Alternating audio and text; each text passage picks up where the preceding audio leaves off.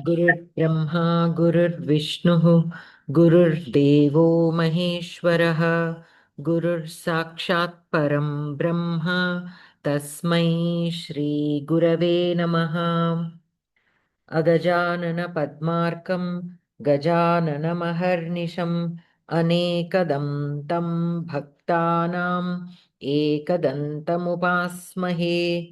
नमस्ते शारदे देवी काश्मीरपुरवासिनि त्वामहं प्रार्थये नित्यं विद्यां बुद्धिं च देहि मे।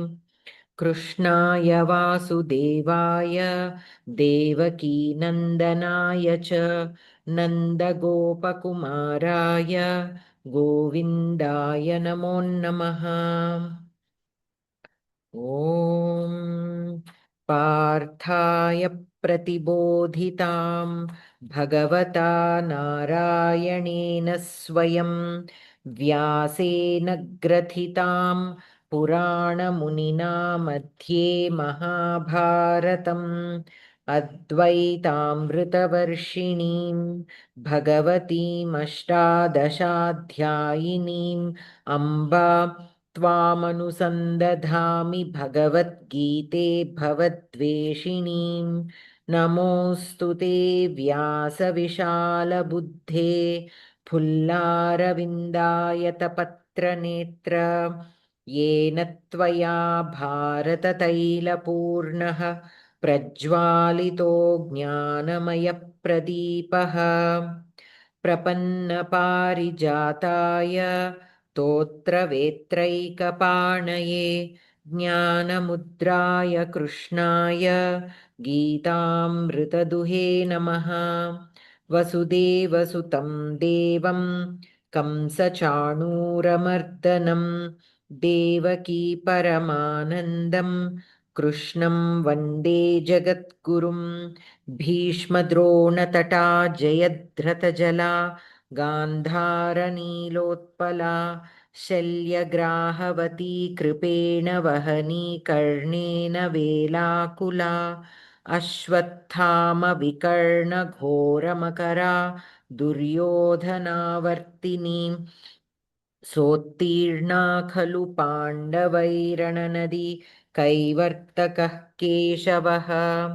पाराशर्यवचः सरोजममलं गीतार्थगन्धोत्कटं नानाख्यानककेसरं हरिकथासम्बोधनाबोधितं लोके सज्जनषट्पदैरहरः पेपीयमानं मुदा भूयात् भारतपङ्कजं कलिमलप्रध्वंसि नः श्रेयसे।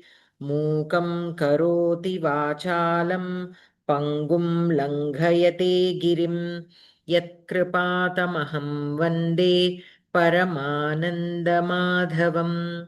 गीताशास्त्रमिदं पुण्यं यः पठेत् प्रयतः पुमान् विष्णोः पदमवाप्नोति भयशोकविवर्जितः। गीताध्ययनशीलस्य प्राणायामपरस्य च नैव सन्ति हि पापानि पूर्वजन्मकृतानि च। मलनिर्मोचनं पुंसां जलस्नानं दिने दिने सकृद्गीताम्भसि स्नानं संसारमलनाशनम्। गीतासु गीता कर्तव्या किमन्यैः शास्त्रविस्तरैः या स्वयं पद्मनाभस्य मुखपद्माद्विनिःसृता भारतामृतसर्वस्वं विष्णोर्वक्त्राद्विनिःसृतं। गीता गङ्गोदकं पीत्वा पुनर्जन्म न विद्यते। सर्वोपनिषदो गावो दोग्धा गोपालनन्दनः पार्थो वत्सः सुधीर्भोक्ता दुग्धं गीतामृतं महत्। एकं शास्त्रं देवकीपुत्रगीतमेको देवो देवकीपुत्र एव। एको मन्त्रस्तस्य नामानि यानि कर्माप्येकं तस्य देवस्य सेवा।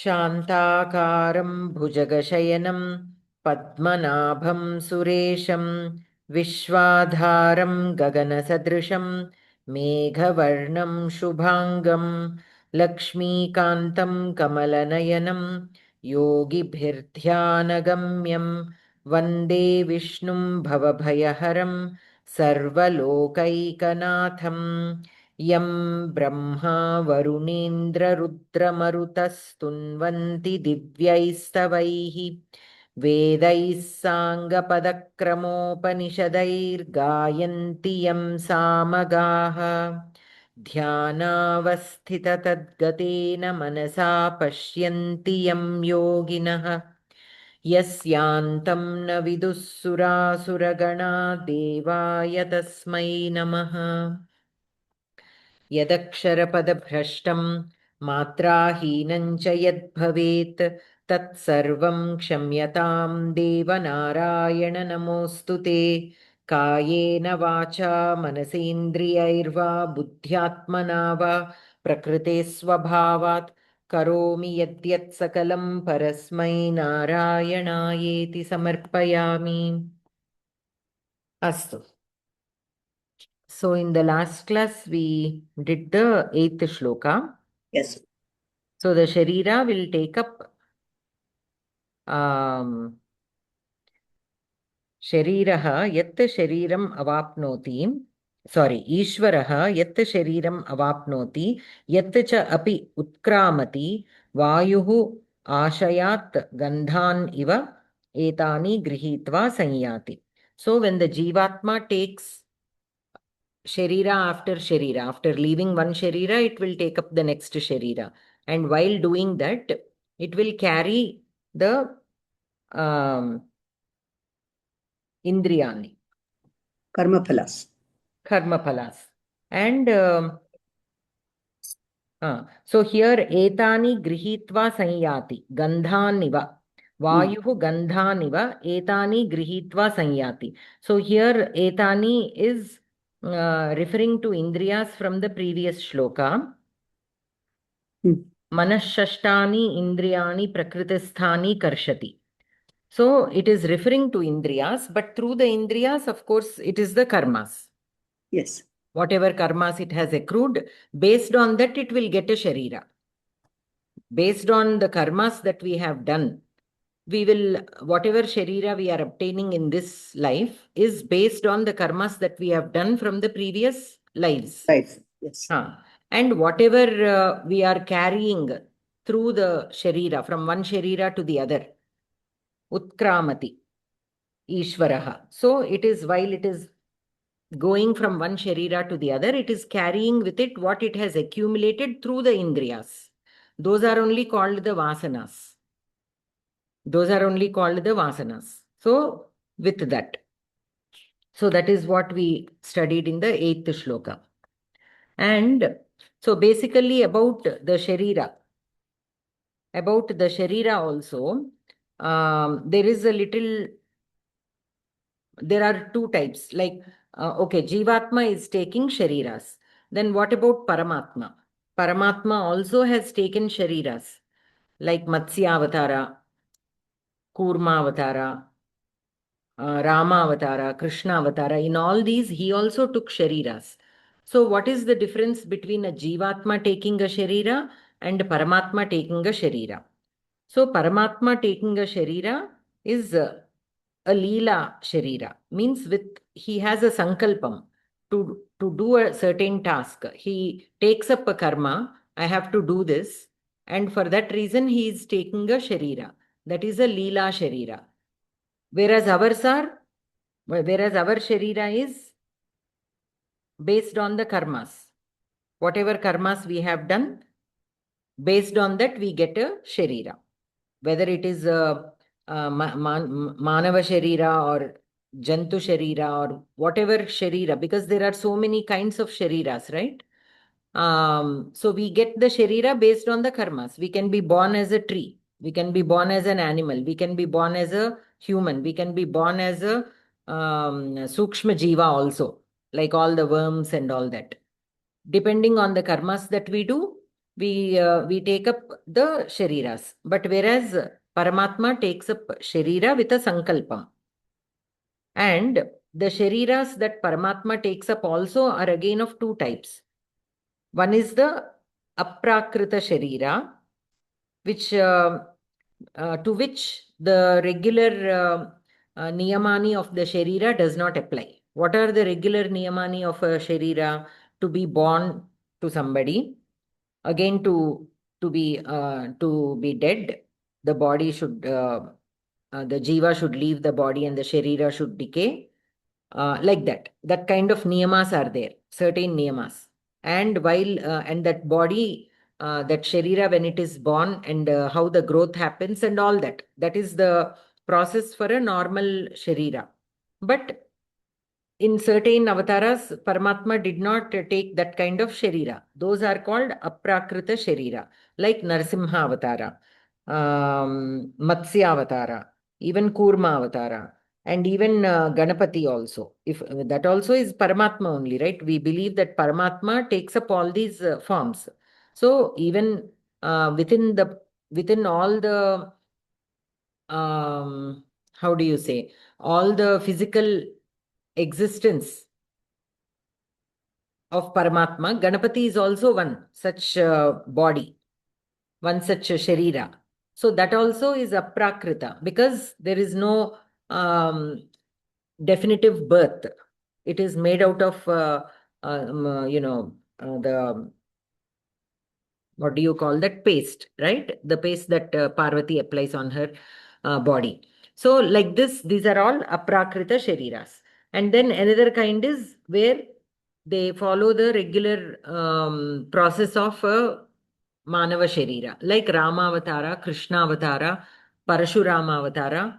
In those avatars, the Sharira is actually born to to parents, and then it grows up. And regular life, like how a human leads, the same kind of life even they lead. But the only difference between a regular human and Paramatma in that kind of Sharira is he guides the human race in how to follow a life of dharma. Like we have a shloka also, like in the previous adhyayas, we had several shlokas which says that the jnani should lead the regular people. He should set an example through his life to regular people who are seeking the life of dharma, who are seeking the path of moksha, and who are seeking the life of dharma also. Because even before seeking moksha, one has to seek or understand the life of dharma. Because without following a life of dharma, we cannot obtain moksha. So moksha should not be our very first goal. Our very first goal is to know what is the dharma and how to follow dharma. And while following dharma, we come across many obstacles. How to overcome those obstacles? So because while following dharma, like say for example, Dhritarashtra, he is unable to follow dharma because of his love towards his son, attachment towards his son, not even love, towards that attachment towards his son. So he is unable to follow dharma. He knows dharma, not that he does not know dharma. So knowing dharma is one thing, and practicing it is another thing.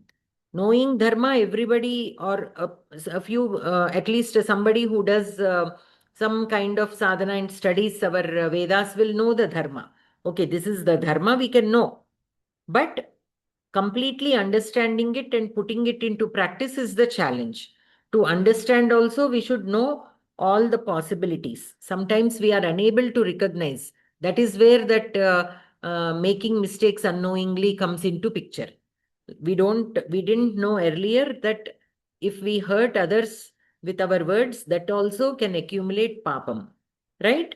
We have to look at our vak as tapas. Whatever each and every single word that comes out of our mouth should only be with a purpose. We didn't know that. So what is happening? Many times we talk things that do not make sense. We talk things to simply make fun of others, things like that, like teasing, others, like making fun of others, all these things. Now, all these will accumulate sin to some point.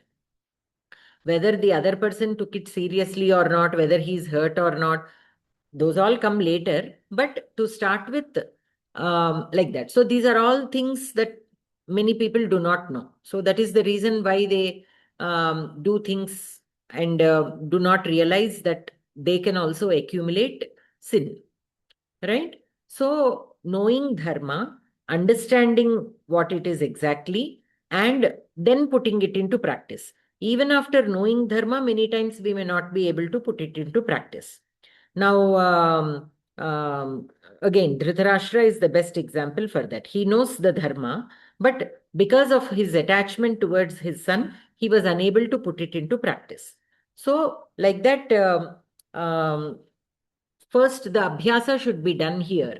Only when all these come together, then we can seek moksha. For moksha, after achieving all these, after bypassing all these steps, that is when we need to focus completely on moksha. That sadhana is again at a higher level than the primary abhyasa that we need to do.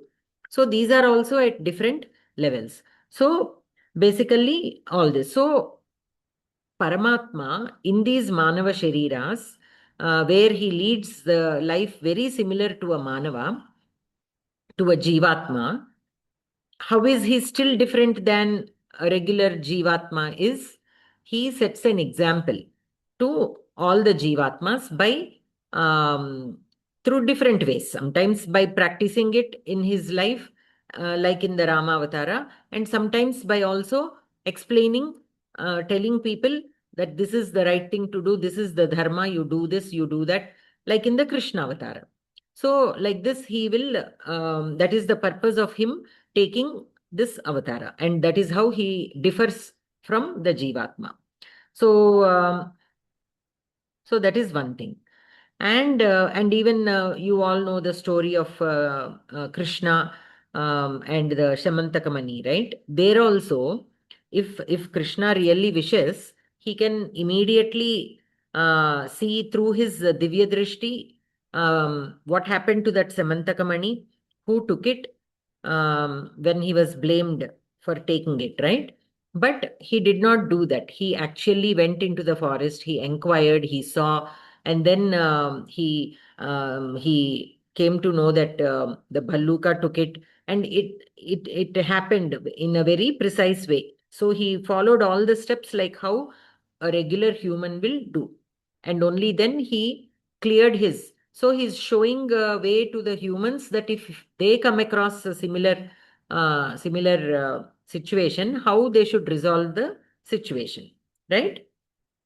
So like that, in all these are all the examples where the Paramatma, even though takes a Sharira, which is very close to the Jivatma, the Sharira taken by the Jivatma, it is still different because he's still, even in that Sharira, he's trying to teach us how to lead a righteous life. That is what we studied in the 8th shloka. Actually, the 8th shloka simply says that it will, like how the Vayu gathers the smell of the flowers that it is passing by and carries it over into further, right? To a distance also, we can smell the flowers when the wind, the breeze is there.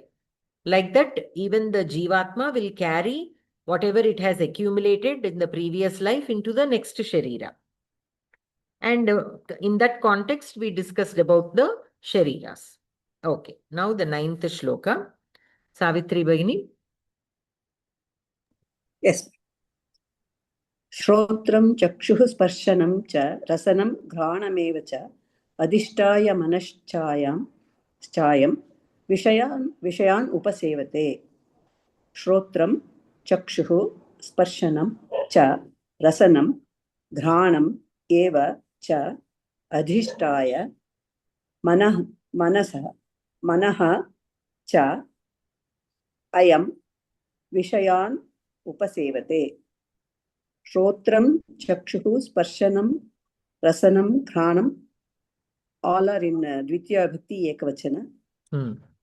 And eva cha avyaya, adhishtaya अव्यय मनस् मनश्चायं मनस् द्वितीया विभक्ति एकवचन च अयम् अव्यय विषयान् उपसेवते विषयान् द्वितीया विभक्ति बहुवचन उपसेवते उपसर्ग सेव धातु आत्मनेपदी प्रथमा पुरुष एकवचन पदार्थः श्रोत्रं श्रवणं चक्षुः नेत्रं स्पर्शनं च त्वचं च रसनं जिह्वां घ्राणं नासिकां मनः चित्तम् अधिष्ठाय आश्रित्य विषयान् शब्दादीन् उपसेवते अनुभवति अन्वयः श्रोत्रं चक्षुः स्पर्शनं च रसनं घ्राणं च मनः च अधिष्ठाय अयम् एव विषयान् उपसेवते तात्पर्यं शरीरान्तरं प्रविष्टो अयं जीवः श्रवणं नेत्रं त्वचं जिह्वां नासिकां चित्तं कर्मेन्द्रियाणि च आश्रित्यैव शब्दादीन् अनुभवति माध्वमतं परमात्मा जीवगतेषु श्रोत्रादिषु इन्द्रियेषु प्रवर्तकत्वेन स्थित्वा सद्विषया भुङ्क्ते. So here Shrotram Chakshuhu Sparshanam cha Rasanam Ghranam cha Manaha cha Adhisthaya Ayameva Vishayan Upasevate. So basically here through the Indriyani the Jivatma is satisfying by absorbing the Vishayan. Yeah. And for all the Panchendriyas, Manas is the Nayaka. So because Manas is the one that controls these Indriyani and we control the Manas. The Buddhi controls the Manas. Yes. But many times we put Buddhi behind and we give in to the Manas. We are unable to use the Buddhi every single time, because if we are able to use Buddhi as and when it is needed, then all these attachments and mistakes and all such things will not happen. The path of adharma does not happen. The reason is the manas is very chanchalam, that is its swabhava, and we are unable to control it. And the only way of controlling it is through the buddhi. So we are unable to control it, and the manas is very chanchalam. So with that chanchala swabhava, it is using these indriyas to seek pleasure. Yes. To seek pleasure. And it thinks that is the ultimate sukham, when it is not. So because there is that seeking is there. Seeking of pleasure through indriyani, through the indriyani. And what is it seeking? The vishayan. Yeah. So when something is beautiful, again and again wanting to see it. Like how somebody wants to see a beautiful woman again and again. Somebody wants to listen to things that are pleasant to their ears. Somebody who wants to touch something and gain pleasure out of it. Somebody who wants to eat something, that is very tempting for them. So all these can be done as long as they are bound by dharma. Only when they cross the dharma, that is when it becomes a problem. That is when we will start accumulating or giving in to the emotions. Only when it crosses the line of dharma. Now, a man looking at his wife and enjoying is not a sin, right? Only when he looks at other women and tries to hurt them in some way, then that becomes adharma. Like that, for everything there is dharma, and as long as we are within the dharma, we can satisfy the indriyas. The indriyas need to be satisfied. And while they are satisfied by the dharma and without attachment, without kartrutvam, and all the other things we have discussed earlier, as long as those are done, we can still use indriyas to live our life or perform our duties. to perform our duties. When we take up the Grihastha ashrama, then there are certain things to be done. For that, we need to use our indriyas to grasp or do whatever we need to do. As long as it is bound by dharma, there is nothing wrong. At the same time, just because it is bound by dharma, it does not mean that we have to get attached to it. Like Dhritarashtra getting attached to his son so much. It is his duty to protect his son, to make him the king and everything. That is all there. But only as per the dharma. Only as per the dharma. So that is where he failed. So loving his son, is it adharma? No. But loving him beyond, what do you say, the path of dharma. Because of loving him to the point where he is not performing, not on the path of dharma, that is why it became a sin to him. Yeah, it became a problem to him. It became a problem to him, and ultimately also Duryodhana was sacrificed because of that only. If he had followed dharma in the first place and told Duryodhana that this is how it should be from the very beginning, from when they were children, then maybe this would not have happened. Maybe Duryodhana would have learned to also live by dharma. But he was not told that. So these are several things that are there. So that is how it is. So the manas, the Chanchala manas will enjoy the Vishayan. In that way, Bhishma is also part of when Draupadi Vastrapaharana was going on. He did not talk. He could not, he didn't protest.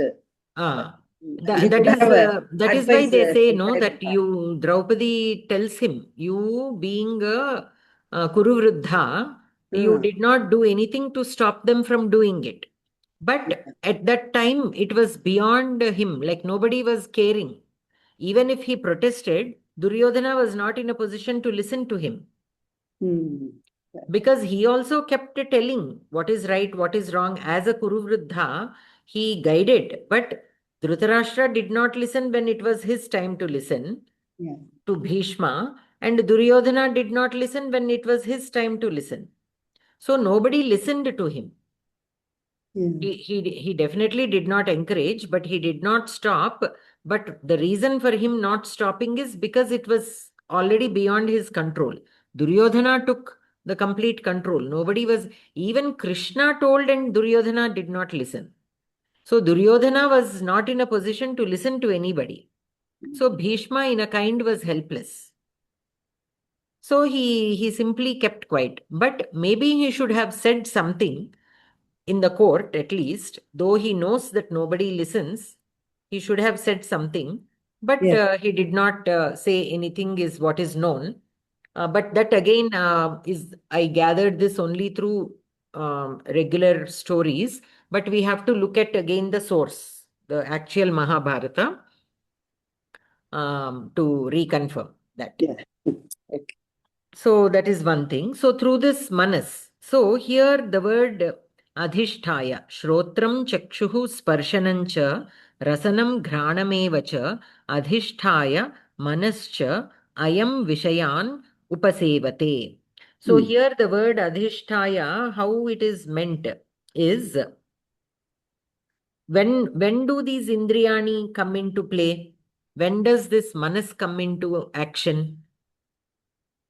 Only when we are active, only when we are in the jagrata, means awake state.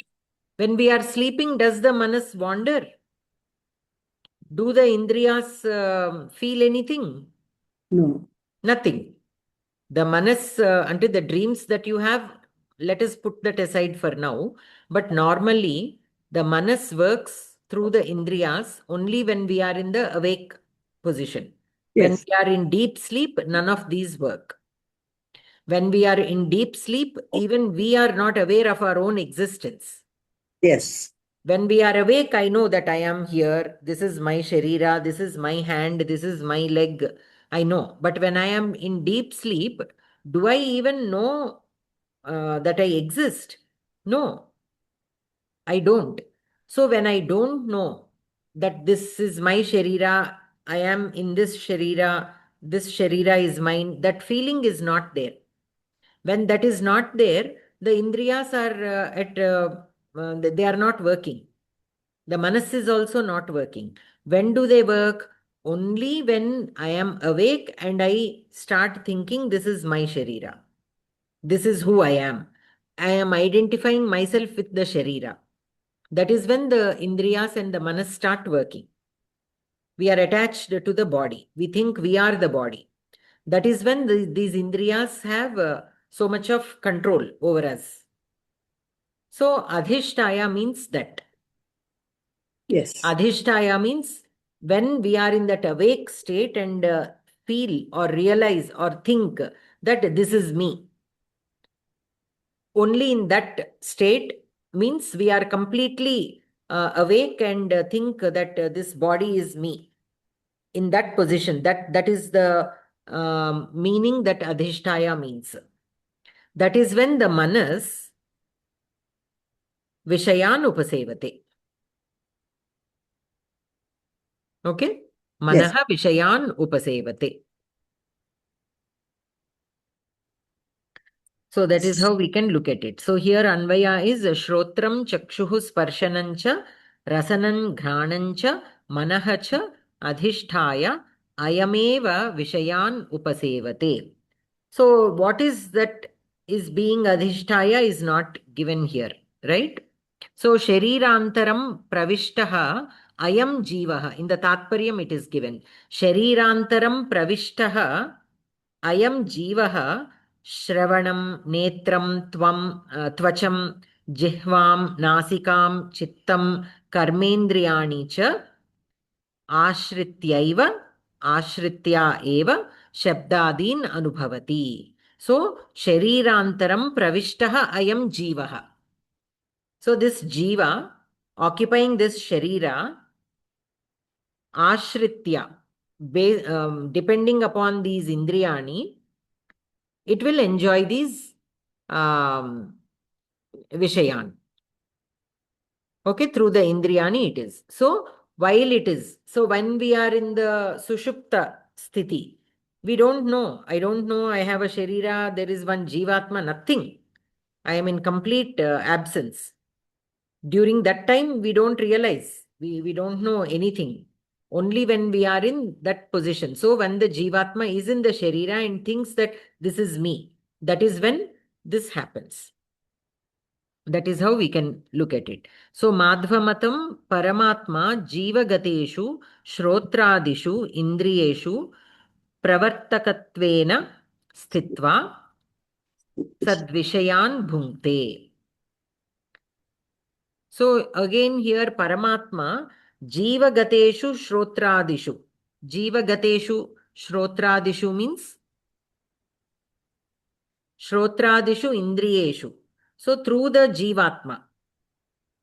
Only the Jivatma is giving in to these Indriyas. Paramatma, as Paramatma, when he is in a Sharira, like Rama Avatara or Krishna Avatara or Matsya Avatara, Paramatma is also in a Sharira. But as Paramatma in a Sharira, this does not happen. Giving in to the Indriyas does not happen. Only Jiva Gateshu. We studied in previous classes, few shlokas ago, that an amsham of the Paramatma enters as Jivatma into the Sharira. Right?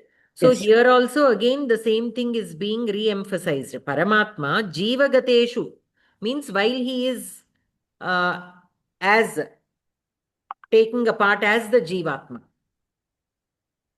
Shrotradishu Indriyeshu Pravartakatvena Sthitva means he is existing in this Sharira as a Jivatma. And during that time, Sadvishayan Bhunkte. And when the Jivatma is still not a Jnani, when it is still giving in to the Vishayan, that is when it is able to enjoy these Vishayan. That is how we can look at this shloka. Anantaram. Toshali Bhagini? आं भगिनि। उत्क्रामन्तं स्थितं वापि भुञ्जानं वा गुणान्वितं विमूढा नानुपश्यन्ति पश्यन्ति ज्ञानचक्षुषः। उत्क्रामन्तं स्थितं व अपि भुञ्जानं वा गुणान्वितं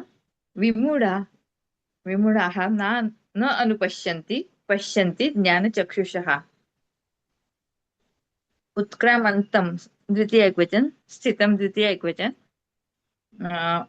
व अपि अव्ययं, भुञ्जानं द्वितीय एकवचन, वा अव्ययं गुणान्वितं द्वितीय एकवचन, विमूढाः प्रथमा बहुवचन, न अनुपश्यन्ति न अव्यय उपसर्ग, पश्यन्ति लट् लकाराः प्रथम पुरुष बहुवचन, पश्यन्ति प्रथम पुरुष बहुवचन, ज्ञानचक्षुषः प्रथम एकवचन, षष्ठी पदार्थः एकवचनम्. which one? Shashthi or ज्ञानचक्षुषः prathama? Let us see the अन्वय. हम्म विमूढाः उत्क्रामन्तं स्थितं वा अपि भुञ्जानं गुणान्वितं वा अनुपश्यन्ति ज्ञानचक्षुषः. प्रथमा बहुवचनम्. बहुवचन. Mm. ओके. पदार्थः विमूढाः अविवेकिनः उत्क्रामन्तम् ऊर्ध्वं गच्छन्तं स्थितं तिष्ठन्तं भुञ्जानम् अनुभवन्तं गुणान्वितं गुणसहितं ज्ञानचक्षुषः ज्ञाननेत्राः. अन्वयः विमूढाः उत्क्रामन्तं स्थितं वा अपि भुञ्जानं गुणान्वितं वा न अनुपश्यन्ति ज्ञानचक्षुषः पश्यन्ति. तात्पर्यं पूर्वं शरीरं विहाय शरीरानन्तरं गच्छन्तं तत् शरीरे तिष्ठन्तं इन्द्रियैः विषयान् अनुभवन्तं वा एनं जीवं मूढाः न कदापि ज्ञातुं शक्नुवन्ति. ज्ञाननेत्राः पुनः अवश्यं तं ज्ञातुं शक्नुवन्ति. माध्वमतम्. किन्तु मूढाः परमात्मनः शुभफलभोक्तृत्वं न पश्यन्ति, ज्ञानिनः पश्यन्ति. व्याकरणं गुणैः अन्वितः गुणान्वितः तं तृतीय तत्पुरुषः ज्ञानमेव चक्षुः येषां ते ज्ञानचक्षुषः बहुव्रीहिः. So here, Purvam Shariram Vihaya Sharirantaram Gachantam Tat Sharire Tishtantam Indriyaihi Vishayan Anubhavantam Va Enam Jivam Mudhaha Na Kadapi Jnatum Shaknuvanti Jnana Netraha Punaha Avashyam Tam Jnatum Shaknuvanti. So basically, Mudhaha Jnatum Na Shaknuvanti. Jnananetraha jnatum shaknuvanti. What is it that moodaha are not able to understand and jnananetraha are able to understand? Purvam shariram vihaya sharirantaram gacchantam tat sharire tishtantam indriyaihi vishayan anubhavantam va enam jivam. So this whole process, what has been explained in the previous shlokas, that Jivatma, while leaving one Sharira and taking up the next Sharira, is carrying with it the gunas or the karmas that it has accrued through the Indriyas. All this, the Vimudaha are unable to understand this. But whereas the Jnana Chakshushaha are able to understand this, right?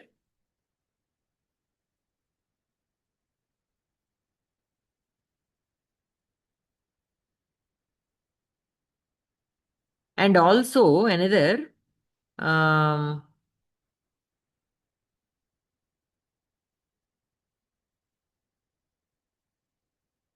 And also here another thing that we have to understand is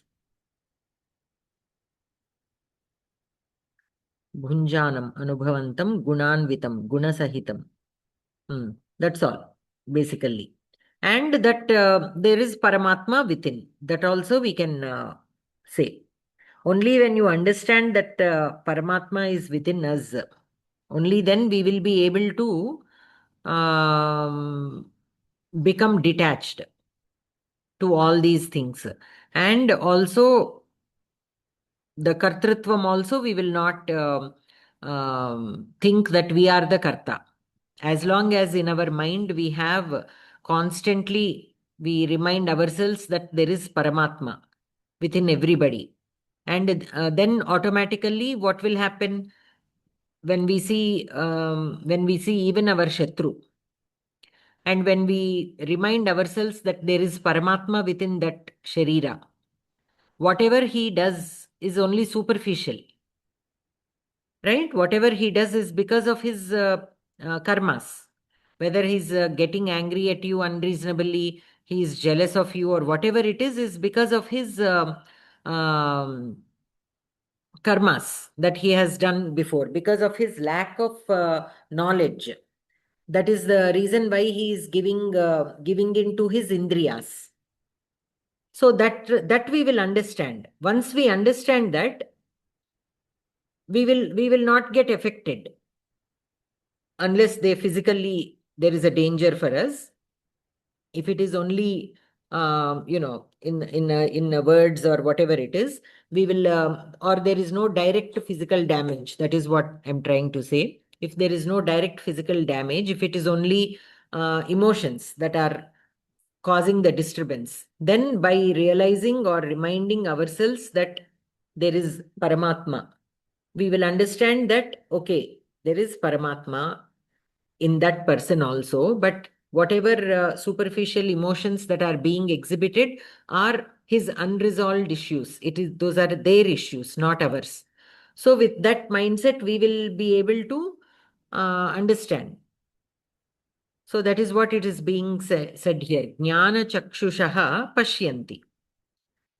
Whereas vimudhaha na anupashyanti. They are unable to see or realize that. And we can also hear the surface level meaning is that the Jivatma is taking Sharira after Sharira, and while in that process, it is also carrying its karmas and the Vishayan that or the Vasanas accumulated by the Indriyas. That is one thing. The second thing is that Paramatma exists within every Sharira. With the Jivatma is an Amsha of the Paramatma. That part also is the Vimudhaha are unable to see. If we are able to realize that there is Paramatma within each of us, then we will try a little harder to do the right things. Because we know that Paramatma, because why do we do everything so sacredly on a festival? Or when we are performing a puja, we do everything very perfectly. Why? Because we know that we are inviting the Paramatma, and so we want everything to be perfect. We eat the prasada. That day we eat only sattvic ahara, right? We don't offer stale food to the Paramatma. So because Paramatma, it is to Paramatma that we are offering, we are taking so many things into consideration. We keep everything clean. We also stay clean. We don't watch or say, talk or gossip on that day. We try to stay calm. We try to do japam. We try to read some stotras. Why all this? Why on that particular day we are not doing what we do on a regular day? Because we consider on that day that Paramatma is there. But Paramatma is not there only on the day of the festival. He is there all the time. That is what we are forgetting. That is when we become vimudhas. We think only when we perform a puja, the Paramatma comes. But that is not the case, right? Now we know that Paramatma is there everywhere. When he is there everywhere and every time and every day in everybody, then if we keep reminding ourselves of that, the way we behave will definitely change. When we don't realize that, we behave like Vimudhaha. That is what is being said here. That is one way of the meaning of Vimudhaha and Jnana Chakshushaha. But in this particular shloka, pertaining only to this shloka, we can only look at that Vimudhaha are unable to understand that the Jivatma takes Sharira after Sharira and carries with it. So here those people come. What are they called? Charvakas. Charvaka. Means what they believe is there is only one life to live, so enjoy it. They don't believe in punarjanma. They don't believe in punarjanma. They say there is only one life, so enjoy it to the most. Once upon a time, there used to be a group of people who believed in this Siddhantam, and they are called Charvakas. Like how Buddhism is one category, Jainism, like that, Charvaka is also one group of people who believed in that. Now everybody is a Charvaka these days. Everybody says, enjoy, it is only one life to live, enjoy. So though technically they are following the Vedas, but they are following it only on certain days. Certain days we are performing the puja, following or thinking according to that only for a limited time. We are unable to extend that into other days. Other days, the way we lead our life is a little different. Why is that happening? Because we are still not established in this, in the fact that Paramatma is there in everything. That is tough. It is difficult to see Paramatma in everything when everybody is behaving, in several ways. Like we see selfish people, we see people who kill others. There are so many things happening around us every day. So it will become difficult for us to realize that or think or believe in the fact that Paramatma is there in everybody. It is sometimes not practical. It seems to be not practical. But that is where we need to stay more stable. And as long as we follow dharma, hopefully we will not get entangled into a situation where we are affected very badly by the others, right?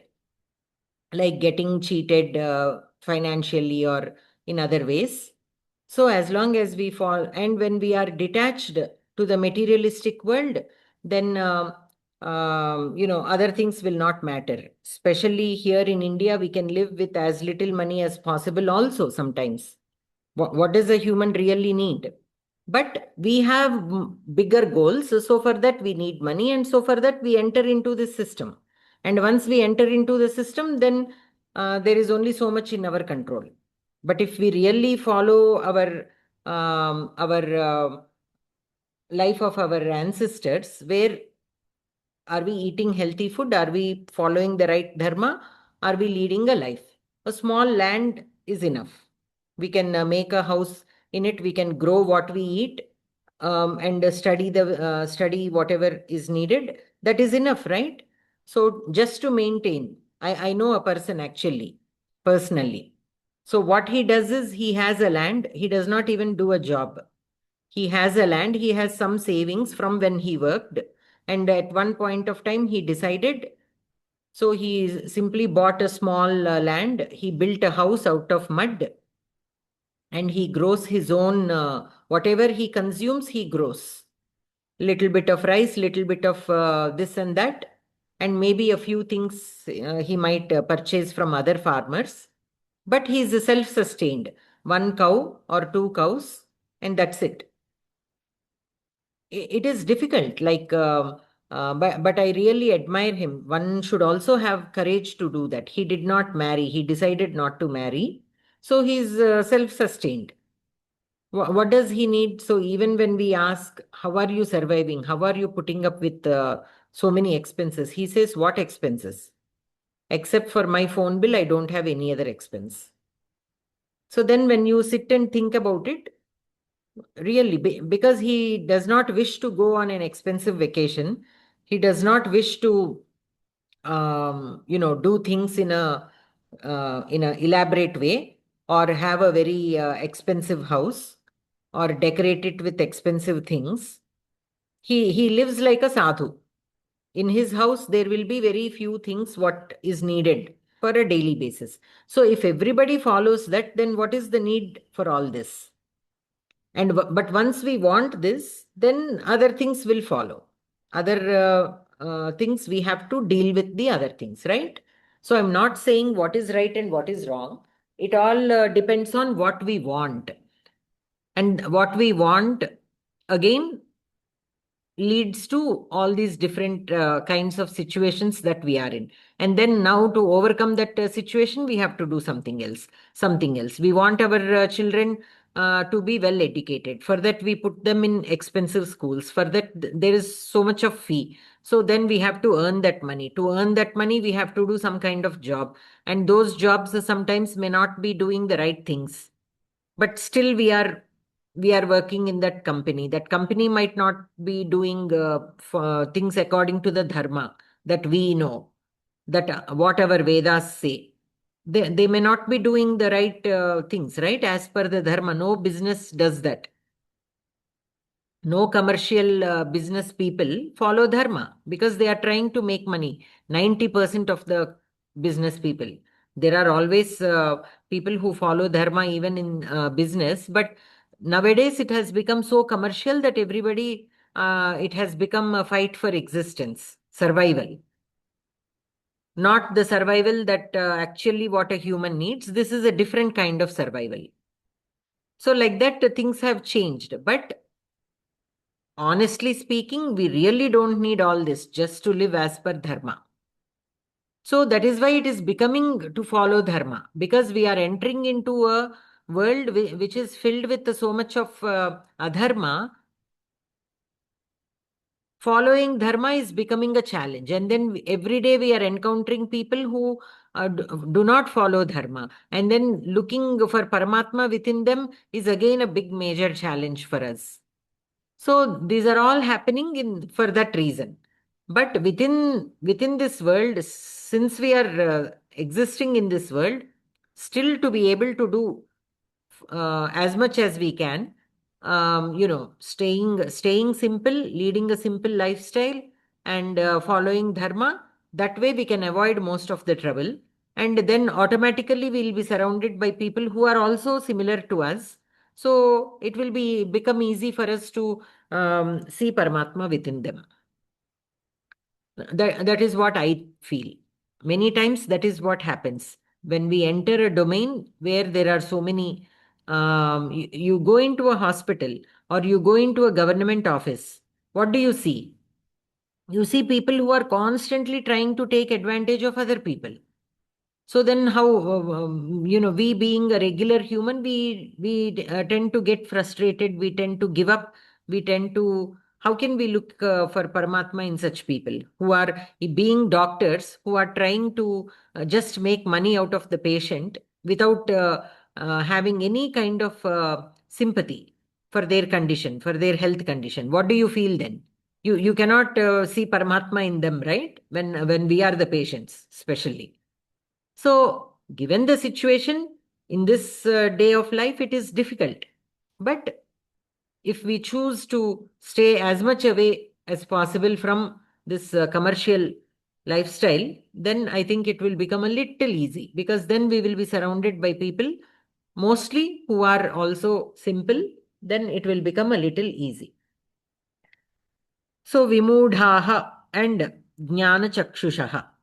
So, who we want to be is we have to constantly remind ourselves. Okay. And the Charvaka is also there, definitely there. So here, Vimudaha is also implying them. People who do not believe in Punarjanma. That is also what is being implied here. So Utkramantam Sthitam Va Api Bhunjanam Va Gunanvitam. Okay, Vimudaha na anupashyanti. Gunanvitam Vimudaha means those people who are tied up with the gunas, the trigunas, and enjoying the vishayan that they are able to absorb through the indriyas. They do not see the departing or the staying, the utkramantam or the sthitam. Utkramantam means leaving one body. Sthitam, staying in another body. That part they are unable to see. Whereas the jnana chakshushaha are able to see that. Okay. And people who believe in punarjanma will think about how I want my next janma to be. I want it to be good. Though some people are there, they believe in punarjanma, but they don't believe in working for it. My next janma should be like this. So for that, I should lay a foundation in this janma. That again, it is difficult for them because we are unable to see our purva janma. We don't know, so we don't know who we are in our purva janma. So it is difficult for us to imagine, oh, what will I know in my next janma? Why should I leave what is in front of me for something I don't even know will happen? That kind of thinking is there. Though they kind of believe in punarjanma, they are unable to work for it because of this reason. Because we do not remember, we don't know who we are, we don't know who we are going to become. But right now in front of me, I have so many things that are very tempting that I can enjoy. So why should I be detached to all this? I have my beautiful children, I have my beautiful friends with whom I can enjoy. Why should I become so detached with them? Why can't I enjoy my family, indulge in my family? This is what is there right in front of me. Thinking about something that I don't even know whether it will happen or not. Why should I be detached to what I have right now in front of me? So that is where the difficulty comes for people to put this thing into practice, right? Because that is what I hear many people say most of the times. They say, we don't know what is going to happen. Yeah, they say that there is punarjanma, but we don't know. We didn't see. So how can we know whether it is going to be or not? But right now I have all this. So they get so connected and so attached or they identify themselves with this Sharira so much that they don't want to give this up for something that they don't even know whether it will happen or not. So there, what is the problem? One problem is the trust. That blind trust should also be there. And only with that trust we will be able to put things in place. We should have that blind trust that there is punarjanma. Because of what I have done in my previous births, I am blessed with this birth in this life. I am comfortably leading a comfortable life. Means I must have done something good.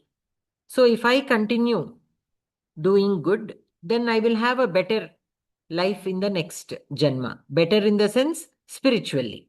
Means I will progress even further. And there might be a few things that you really want to do. Maybe you want to learn singing. Maybe you want to be able to understand the Paramatma Tattva Jnanam even more. Want to study Samskritam. So those things we can stay a little attached if we know that we want to do that. We are not yet ready for the moksha, right? But so we will take up another life. We will take up another life. So what can I do for my next life? What can I carry? What do I want to carry? We can think of such things and constantly do mananam on that. What are the things I definitely don't want in my next life? Those I should practice to become detached to. So time is running. So I don't have much time. I don't know when I will leave this Sharira. So that also we have to remind ourselves. We should not keep thinking, oh, there is still so much time. Then we will not do that abhyasa. Every day we must think, I don't know how much more time it is there because really we don't know. My Jivatma might leave this Sharira tomorrow. So within the time that I have, what do I want to do? That kind of thinking also will help us leave out all the unnecessary things. There is something that is bothering us, which is not at all important. Some neighbor said something that is bothering me. Okay, if I think that I'm going to live forever, I will make that a big panchayati. But if I remind myself, I don't know if I'll be there tomorrow. With this short time, what are the things I want to do? What are the things I want to carry on into my next Sharira? Then what happens? Forget about that neighbor. She's not going to fetch me anything. Let me focus on this. Let me read a few more shlokas of Bhagavad Gita. Let me do some more Namasmaranam. Because that is what is in the Kali Yuga that makes you progress in the spiritual path. Then what happens? Automatically you became detached to that neighbor because you left it there and you are carrying this. So at that point of time, if the Jivatma leaves the Sharira, what will carry on into your next life? That neighbor will not come with you anymore. Only whatever is on your mind will come. That is what we are studying, right? So this kind of constant reminders to ourselves, what is important, what do I want? So that carrying on into the next life, that consciousness if we have, automatically we will be able to become detached to everything. Of course, we should not forget to perform our duties. While performing our duties, we will become detached. That is exactly what is needed. So we focus only on the things that are important and which we can carry on to the next life towards our spiritual path. All those should help you progress in the spiritual path, even if it is music also, because most bhakti yogam is there. So that is also a path. If that helps us, whatever, there are so many paths.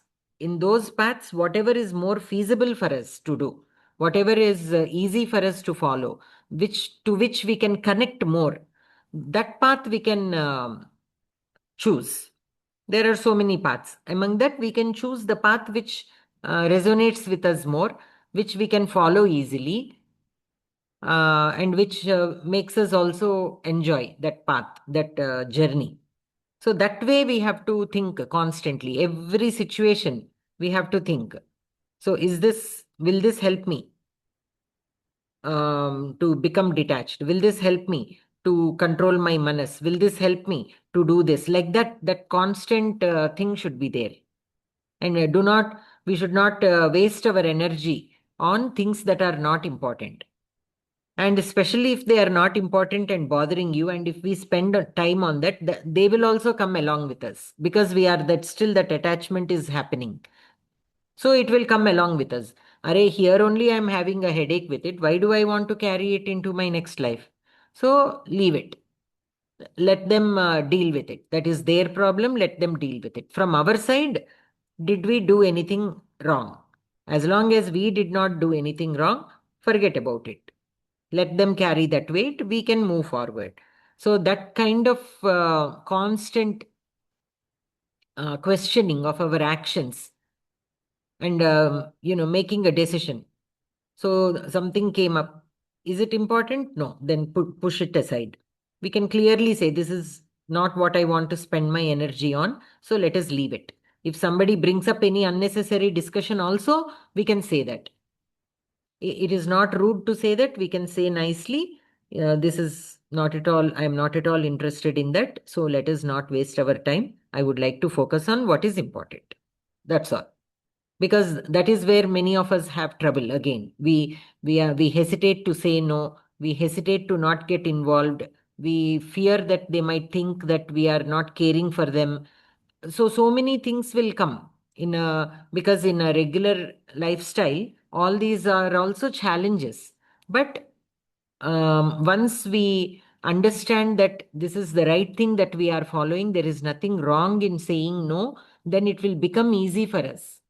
It will become easy for us, and we can even explain it to them so that they will also eventually understand, and we also don't have to feel guilty about saying no. because that is the biggest struggle. But it is okay. As long as we know it is the right thing and we can quote Bhagavad Gita, then that will give us the strength. That will definitely give us the strength to say no. And then they cannot come back and say anything because we are quoting Bhagavad Gita. This is not my theory or your theory. This is told by Paramatma himself. So we can quote that. See, Sri Krishna said this. I'm trying to practice that. So please support me. And whoever we are having trouble with is either our family member or friend, right? Some stranger will not come. So to our family member in a loving way, if we tell whatever problem, see, anytime what I have noticed is people who give us difficult situations or difficult time is because they themselves are dealing with something within themselves which they are not able to address that problem. It can be an inferiority complex or something. Mostly it is inferiority complex. That is what I have noticed when I started analyzing people, why they are being difficult. Mostly it is because either they want too much of attention or because they have inferiority complex. So many times people who have inferiority complex, we think will stay quiet and stay away from people. Not necessarily. Some people who have inferiority complex will try to dominate every single time other people. Through that, they will try to overcome their inferiority complex. That shows unreasonable dominance in the family. So that I learned very late. Initially, I thought that was superiority complex, and because of that, they are doing. But later on, what I understood is after doing some um, you know, analysis and they also sharing a few things that happened within their lives. What I understood is it is because of inferiority complex. Also, some people try to dominate, and through that they will satisfy themselves that they are not inferior. So they are fighting their own demons within themselves. They have their own problems. So to overcome that, that kind of behavior surfaces. So when we try to quote Bhagavad Gita and tell in a very nice and loving way that this is the reason why I don't want to, get into an argument with you or contradict you or do whatever, unreasonable things, all that, if we start explaining them through Bhagavad Gita, they will also find solace in that, connect, if possible, connect to it and overcome their problems. Even if they are not able to completely overcome, at least they will try to handle it in a better way. So that way we can actually fix the problem also. It is not just we are moving away from the problem. Many times that can even fix the problem. Every situation is different. It can take, you know, with every person, it might take a different approach a little bit, but overall, the problem will get better. So that is one way of handling this. So, but that constant mananam should be there and focusing on our own path and how to make it better every time. Okay. So that is 10th shloka. Then Lakshmi Bhagini. भगिनि यतन्तो योगिनश्चैनं पश्यन्त्यात्मन्यवस्थितं यतन्तोऽप्यकृतात्मानः नैनं पश्यन्त्यचेतसः यतन्तः योगिनः च येनं पश्यन्ति आत्मनि अवस्थितं यतन्तः अपि अकृतात्मानः न येनं पश्यन्ति अचेतसः यतन्तः प्रथमपुरुष बहुवचनं योगिनः प्रथमपुरुष बहुवचनं च अव्ययं येनं द्वितीया एकवचनं पश्यन्ति दृश् धातु प्रथमपुरुष बहुवचनं आत्मनि सप्तमी एकवचनं अवस्थितं द्वितीया एकवचनं यतन्तः प्रथमा बहुवचनं अपि अव्ययम् कृतात्मानः प्रथमा बहुवचनम् अकृतात्मनः अकृतात्मानः प्रथमा बहुवचनं न अव्ययम् येनं प्रथमा एकवचनं पश्यन्ति दृष्टातोः प्रथमपुरुषः बहुवचनम् अचेतसः प्रथमा बहुवचनं पदार्थः यतन्तः प्रयत्नवन्तः योगिनः समाहितचित्ताः अवस्थितं विद्यमानम् अकृतात्मनः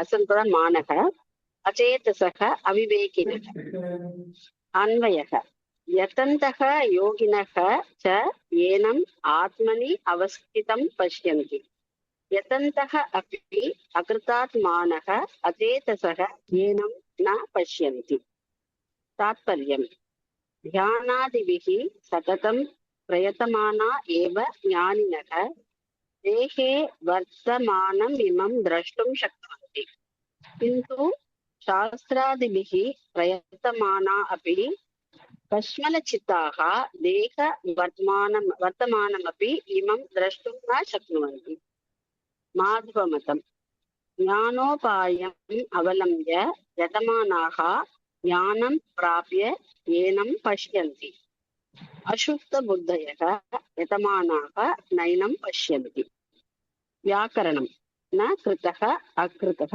नैतत्पुरुषः अकृतः आत्मा येषां ते अकृतात्मानः बहुव्रीहिः न विद्यते चेतः येषां ते अचेतसः नै बहुव्रीहिः.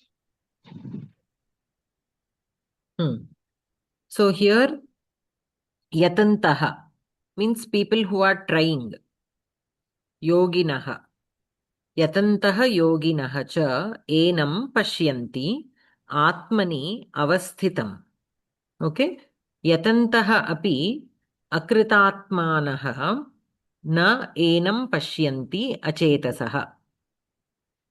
So here in the Anvaya, yatantaha yoginaha cha enam atmani avasthitam pashyanti. Yatantaha api akritatmanaha achetasaha enam na pashyanti. So those who are trying, yoginaha, but yoginaha. There are people who are trying. There are again within the people who are trying, there are two types. One are yoginaha, the other are akritatmanaha. So the yoginaha, the people who are trying and yogin, they are able to see. But those who are trying, but without that achetasaha, means that manas is not there. The manas lagnam is not there. Means that chitta suddhi is not there. So though they are trying, they are unable to see. Okay? So dhyanadibihi satatam prayatamana eva jnaninaha dehe vartamanam imam drashtum shaknuvanti. So dehe vartamanam imam means within the body, what is it that is there that they are able to see? The Paramatma, basically. Drashtum shaknuvanti. Kintu शास्त्रादिभिः प्रयतमाना अपि कश्मलचित्ताः देहे वर्तमानमपि इमं द्रष्टुं न शक्नुवन्ति. Even they are trying to learn, they do yoga and training, but their chitta is kashmalaha. The chitta shuddhi is not there. Shuddhi is not there. Vivekam is not there. So jnanopayam avalambya yatamanaha jnanam prapya enam pashyanti. Ashuddha buddhayaha yatamanaha na enam pashyanti. So ashuddha buddhayaha means that buddhi is not focused on the right thing. There is buddhi, but they are not using it in the right way. It is being controlled by the manas. The buddhi is also controlled by the manas, which is chanchalam. And it is leading into the wrong path. So since the chitta shuddhi is not there, the buddhi is also driving that person in the wrong way only. So that self control is not there. So self realization does not happen. So though they are trying, in that trying, there is no chitta shuddhi. That also we see many people, they sit in front of the books, many students, but they are not focusing. They are simply sitting in front of the book and simply reading with aloud. Though they are reading, since the mind is not coordinating with what they are reading, it is not recording in their mind. Right? They are not able to understand. Simply, they are reading aloud. That's all. They are writing. That's all. But they are not focusing on what they are writing, trying to understand it while they are writing. That is not happening. Why I am quoting this example is, as mothers, we all must have come across this at some point or the other. Like children, sometimes they focus, sometimes they don't focus. At the times when they focus, that learning will happen so fast. Within half an hour, they are able to accomplish so much. But some days when they are unable to focus, we see that even though they sit for 2 hours, nothing, no gain. There is nothing productive. So similarly, like how in education that is happening, in sadhana also the same thing applies. In sadhana also the same thing applies. So when there is no chitta shuddhi, though the yatantaha, though they are trying, still it is not happening. They are unable to see. Okay? They are unable to understand. They are unable to realize. Here pashyanti means not simply seeing, that realization is not happening. Okay. Anantaram Malivelu Bagini.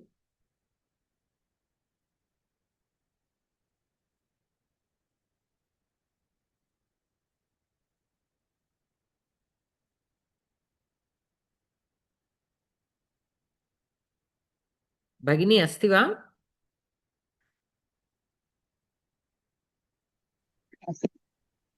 अस्मि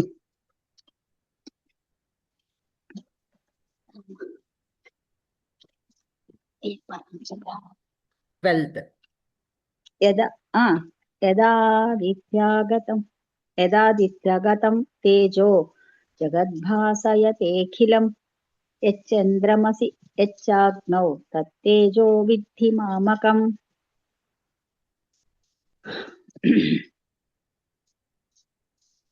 यत् आदित्यगतं तेजः जगत् भासयतः अखिलं यत् चन्द्रम् असि यत् अग्नौ तत् तेजः विद्धि मामकम् यत् प्रथमा एकवचनम् आदित्यगतं द्वितीया विभक्ति एकवचनं तेजः प्रथमा एकवचनं जगत् द्वितीया विभक्ति एकवचनं भासयते भास लट्लकारं कादु प्रथम पुरुष एकवचनं निच् आत्मनेपदी अपि निच् प्रत्ययम् निच् प्रत्ययम् भासयते ओके and atmanepadi yes आत्मनेपदी निच् प्रत्ययम् अखिलं द्वितीया एकवचनं यत् प्रथमा एकवचनं चन्द्रं प्रथमा चन्द्रमसि सप्तमी एकवचनं ओके सप्तमी एकवचनं यत् प्रथमा एकवचनं अग्नौ सप्तमी एकवचनं तत् प्रथमा एकवचनं तेजः प्रथमा एकवचनं विद्धि मध्यमपुरुष एकवचनं विद्धि धातु मामकं द्वितीया विभक्ति एकवचनं पदार्थः तेजः also are Dwitiya ekavachanam that will know once you write the anvaya. Endukante those are in napumsaka, so that confusion will always be there, just as a word, but when you are writing anvaya from vidhi from vidhi tattejam mamakam from vidhi okay padarthah adityagatam सूर्याश्रितं तेजः दीप्तिः अखिलं समग्रं भासयते प्रकाशयति चन्द्रमसि चन्द्रे अग्नौ वह्नौ मामकं मदीयं विद्धि जानीहि अन्वयः यत् अखिलं जगत् भासयते तादृशम् आदित्यगतं तेजः यत् चन्द्रमसि यत् च अग्नौ तत् तेजः मामकं विद्धि। तात्पर्यम् सूर्ये चन्द्रे अग्नौ च वर्तमानं यत् तेजः जगत् भासयते तत् मम तेजः इति जानीहि। व्याकरणम् आदित्यं गतम् आदित्यगतं द्वितीया तत्पुरुषः मम इदं मामकम् इदमर्थे अण् प्रकृतेः च अस्मत् शब्दस्य मामका इति आदेशः मत्सम्बन्धी इत्यर्थः।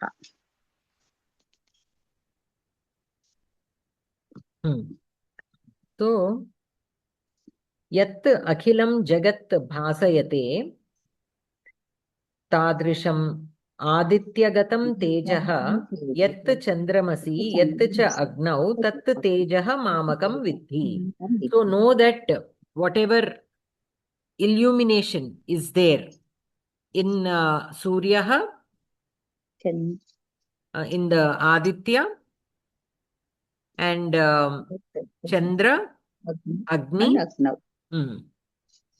So whatever illumination is there, or how the Tejaha that resides in Aditya is illuminating the whole world, and like how even the Chandra, when it is the full moon, how it illuminates the world, though not as much as sun, and the Agni, that illumination, whatever Tejaha exists in these, that is none other than mine.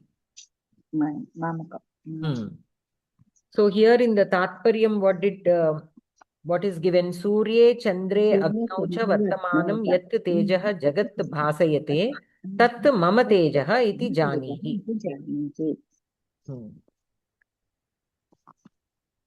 So here again, if we dig a little deeper, there will be a little bit more philosophical reason why this comparison is made. Why this comparison? Why should the illumination of the Paramatma be compared to that of the sun and moon and Agni? So basically, why it is being compared is, say for example, how are we able to see the illumination of the sun, the radiance of the sun? Through our chakshu. Through our chakshu. So will our chakshu be able to see that illumination without that creation happening? So for the chakshu to be able to see this illumination also is because of the Paramatma. How to say that? Ante the Chakshendriyam by itself cannot see the illumination. Yes. Right? That Chakshendriyam by itself cannot see the illumination of the sun. There is again something that is connecting it to the Jnanendriyam, we can say. Something else, that connection is happening, right? Without that connection, this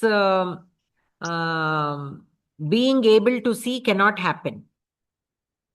So in that also is happening because of the Paramatma and his creation.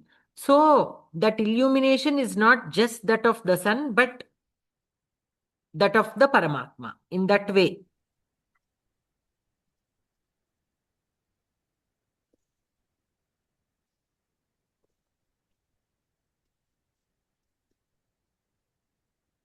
Okay?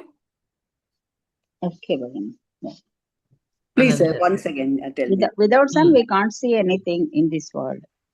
Without sun, we cannot see anything in the world. That is in this one world. thing. Even if the sun is there, some people are unable to see, Able even to though they see, have yes. chakshu. Mm. Why? What is happening in them and what is happening in the people who are able to see is that connection, right? That connection to the Chakshendriya and the Jnanendriya, the brain. Brain. Something inside is happening. That happening of that and being able to see the illumination of these is also happening because of the Paramatma. Yeah. There is a little bit more philosophical explanation behind this. But basically, all these, the illumination in all these is because of is nothing but the illumination of the Paramatma. Yeah. Bhagini, you had a question, Savitri Bhagini? That's what I could not connect it to that. That's why I asked you to explain. Now I got it. Okay. So connection So is like more how, important. see, so how we can look at it is, say for example, if we look at wall, can we see our reflection? No. No. No. If we look at a wood, a piece of wood, can we see our reflection in it? No. Only when we look into mirror, we are able to see its see our own reflection. Yes. The mirror is reflecting. Yes. What is it reflecting? The light that it is falling on it. Yeah. Now the light is falling on the wall also. But the wall is not able to reflect the image. Image. Yeah. Yeah. Why? Because it is not transparent. It does not have that transparency, we can say. Yes. And that transparency is nothing other than consciousness. Beautiful. So only through the consciousness, we will be able to see the illuminance of Paramatma. In that way, we can look at this. Yes. Now I understood. Beautiful explanation. And even when the mirror gets dusty, again we cannot see. That dust is the other sensory things in the Vishayan, like how earlier the Vimudaha. Yes, And so why are the Vimudaha unable to see the Paramatma? They have all the tools that they need, but they are clouded. Their judgment is clouded. Yes. So they are unable to see. Dhritarashtra's judgment is clouded because of the love he has towards his son. The attachment, more than love, we should say attachment towards his son. So his judgment was clouded. He knows that he's not following dharma, but still he is unable to follow dharma because his judgment is clouded by that attachment. So the mirror, when it is clouded by dust, we cannot see. Only when it is Chitta Shuddhi, that is where the Chitta Shuddhi, that kind of transparency should be there. Only then the illumination of Paramatma will reflect upon us. So when somebody who is following dharma, in every aspect of his life, then that illumination of Paramatma will reflect from him. It will become easy for us to see Paramatma in such people, right? When there is a person who is following dharma, does everything right, then everybody calls him Devudu, right? But other people, though they have Paramatma in them, they are unable to reflect the Paramatma within, who is within them to the outside. Why? Because they are dusted. They are filled with the dust of adharma, emotions, attachments. All these things are upon them, covering up the Paramatma. So people are unable to see the Paramatma in them. So Paramatma's illumination is not reflecting from within them. So that is how we can look at this. So that Chitta Shuddhi, that transparency should be there. Yes. And transparency is nothing but following dharma. Anybody who is following dharma, they don't have to be afraid of anything. They can speak out what they did. So that is what is the transparency.